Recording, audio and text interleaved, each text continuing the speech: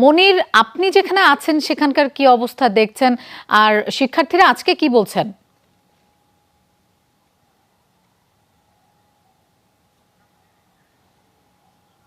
দেখছেন এই মুহূর্তে দেখছেন যে একটা বিশৃঙ্খল পরিস্থিতি এই মুহূর্তে সৃষ্টি হয়ে গেল।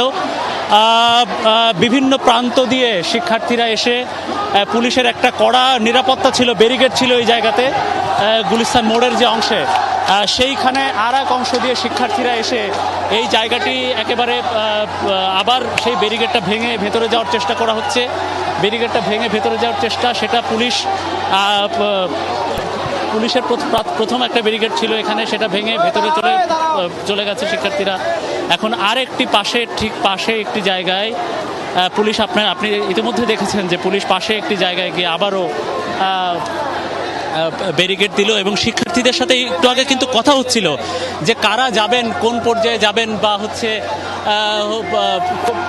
কতগুলো প্রতিনিধি দল যে যাবেন এখানে এবং প্রাথমিকভাবে একটা সিদ্ধান্ত হয়ে যাচ্ছিল যে হচ্ছে এখানে বৈষম্য বিরোধী ছাত্র আন্দোলনের যারা, তাদের কয়েকজন নেতাকর্মী এদিক দিয়ে এইখানে গণপদযাত্রাটি অপেক্ষা করবে।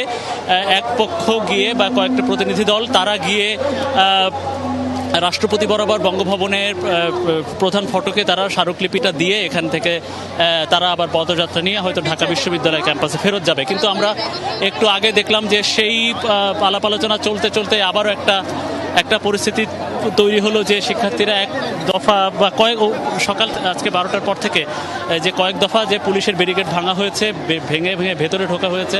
বিভিন্ন মোড়, আমরা বলি যে মৎস্য ভবন বা হচ্ছে অন্যদিকে গুলিস্তানের দুটি পয়েন্ট, নূর হোসেন চত্বর 0 পয়েন্টে এখানে আমরা দেখেছি যে পুলিশের ব্যারিকেড ভাঙা হয়েছে। পুলিশ সেখানে বেশ শান্তিপূর্ণ আচরণই করেছে।